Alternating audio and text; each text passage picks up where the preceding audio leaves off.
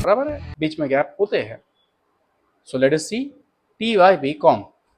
What we are going to do is recruitment sources. Recruitment means keeping someone on the job. Sources means from where should I bring. बराबर है. तो लोगों की जरूरत मुझे काम पे है, मैं कहां से लोगों को काम दूं. एक मेरा घर का बिजनेस है और घर में अच्छे खासे मेंबर्स है विद मल्टीपल डिसिप्लिनरी, उनके पास अलग अलग क्वालिटी है.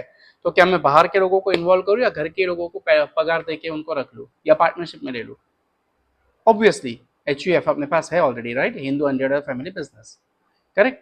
On the other hand, I don't have anyone, I'm the only one who wants to start the business, bruh. So what I will do, obviously I will employ someone from outside, correct.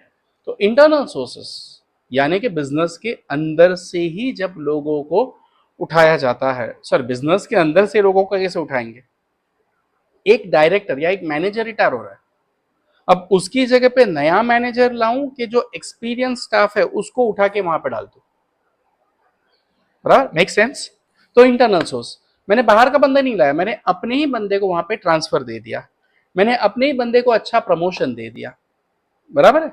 तो क्या कर रहा हूं मैं, नीचे की post खाली रख रहा हूं जिसपे पगार कम होता है और ऊपर की पोस्ट पे अपना ही अंदर का बंदा डाल रहा हूं. सिंपल. तो होगा क्या, नीचे की पोस्ट खाली हो जाएगी, कम पगार में मैं नए नए लोगों को अपॉइंट करते रहूंगा.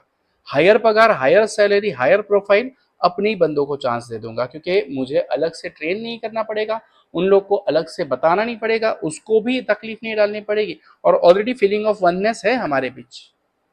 बराबर है. तो that feeling of oneness will be utilize for the best things.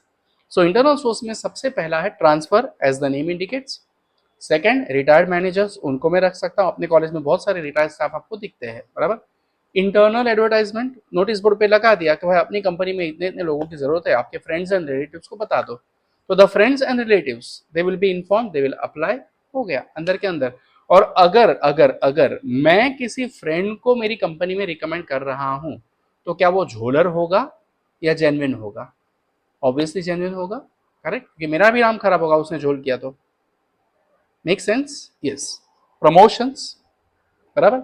Advantages of internal sources, कम खर्चा, एफिशिएंसी. बराबर है. ग्रोथ एंड डेवलपमेंट के लिए स्कोप, ऑपरेशंस इजीली मैनेज हो जाता है, correct. Many, there are many advantages. और डिसएडवांटेजेस बस एग्जैक्टली ऑपोजिट बोल दो कि इंटरनल बंदा ही है और उसको अगर एक को ऊपर भेज दिया तो बाकी को पूरा लग सकता है.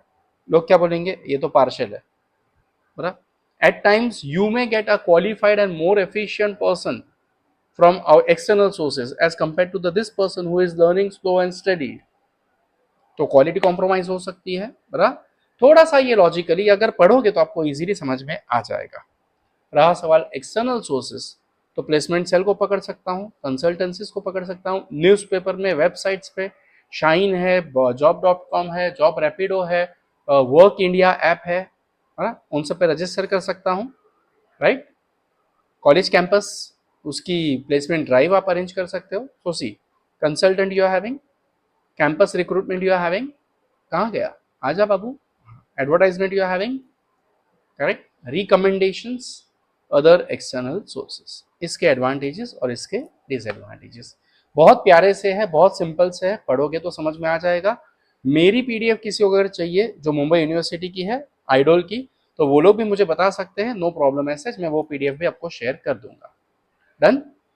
सिलेक्शन प्रोसेस, देखो नौकरी देनी है तो ऐसे ही दे दिया कि ए चल तू मेरे को पसंद आया कल से जॉब पे आ, तू मेरे को पसंद आई कल से. नासिक में हुआ था वैसे, ओके, रिसेंटली नासिक में एक सेक्स स्कैंडल पकड़ा गया है. वो लोग ऐसे ही टारगेटेड लड़कियों को पकड़ते थे, टारगेटेड लड़कों को पकड़ते थे, फिर उनको क्या बोलते थे, कन्वर्ट करते थे दूसरे रिलीजन में, उनके साथ सेक्सुअल हैरेसमेंट होती थी. अब वो कांड पकड़ा गया है. ऐसा होगा तो वो कांड ही है, याद रखना. ऑफिशियल प्रोसेस क्या है, सिलेक्शन प्रोसेस क्या है, पहला जॉब एनालाइज करो. हम लोगों ने देखा था job description, job specification, human resource planning, correct. Analyse that accordingly, give an advertisement. Once the advertisement is given, what you will do, conduct interviews. Once the interviews are conducted, what you will do, medical test ले लो. पहले से साला बीमार है, मेरे यहाँ पे काम पे लगा और बाद में हार्ट अटैक आया, मर गया तो लफड़ा हो जाएगा. बराबर है. And then give them offer. Simple. JATMB, J job analysis, A advertisement, T test and interview, बराबर है, एम क्या है, medical checkup, and O that is offer, या ए टी एम ओ वैसे भी कर सकता हो, आत्मा आत्मो, analysis, advertisement, test, medical check, offer, बराबर, आत्मा आत्मो, वो याद रखना, तो आपका सिलेक्शन प्रोसेस बाय हार्ट हो जाएगा. Yes, job analysis, then advertising the job, initial screening. What is initial screening? मेरे पास एप्लीकेशन तो 1000 आएंगे, पोस्ट कितनी मेरे पास 500, तो मुझे सारे एप्लीकेशन को चेक करना पड़ेगा, कौन मेरे लायक है, कौन मेरे जॉब के लायक है, बराबर. अब देखो मैं फ्रेशर्स को लूं या एक्सपीरियंस को लूं, सर डिपेंड करता है. मैनेजर पोस्ट पे फ्रेशर्स को लेना अच्छा पड़ेगा या एक्सपीरियंस को? एक्सपीरियंस को. एकदम ऑफिस का मतलब क्या बोलते हैं, असिस्टेंट है या फिर क्लर्क्स है, फ्रेशर्स को, वो मुझे सस्ते पड़ेंगे, right.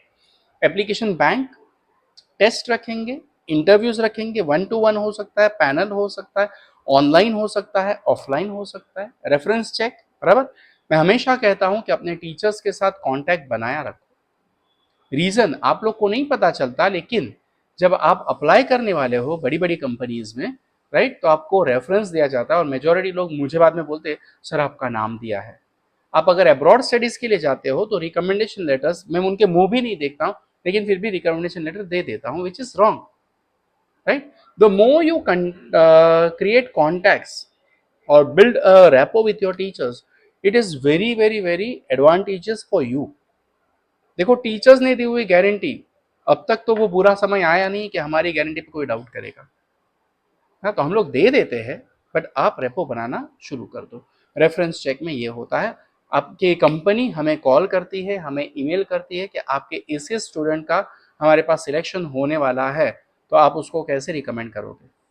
That's the only reason why I always tell, create contacts, create repo, build a repo with your teachers.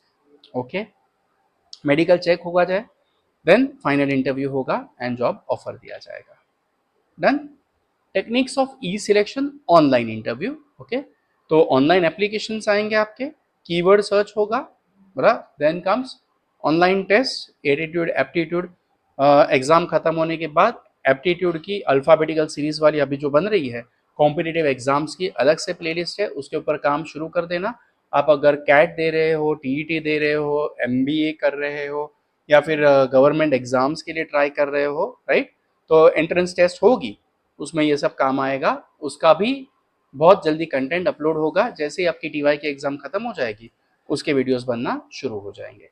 Online testing, yes, online interviews, online reference check, advantages of E selection and disadvantages of E selection. कई बार हम लोग देखते हैं कि मस्त formal shirt पहना हुआ है, नीचे हाफ पैंट है या लुंगी पहनी हुई, तो क्या उससे आप सामने वाले का ड्रेसिंग जान पाओगे? सी, सामने वाले का ड्रेसिंग बहुत मैटर करता है. अब मैं ऐसे रहता हूँ गेड़ा का बड़ा जैसा, लेकिन लेकिन लेकिन आपकी ड्रेसिंग कितनी डिसेंट है, उस पे से आपके नेचर के बारे में जानकारी लगाई जाती है.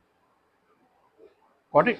ऐसा कहते हैं कि कॉर्पोरेट वर्ल्ड में पहले आपके शूज देखे जाते हैं, उस पे से पता चलता है कि बंदा कितना जेन्युइन है, बंदा कितना टैलेंटेड है, या बंदा कितना, क्या बोलूँ मैं आपको, प्रोफेशनल एथिक्स वाला है, आपके शूज से देखा जाता है. तो ड्रेसिंग एथिकेट्स थोड़े से वर्कआउट करना, once you are applying for the jobs, follow those things. Okay, interview कैसे फेस करना है वो भी अगर किसी को जानना है तो आप लोग बोल सकते हो, उसके ऊपर एक छोटा सा हम लोग बना देंगे. So here is the end of your chapter number 1. Okay, या मॉड्यूल नंबर, बराबर है.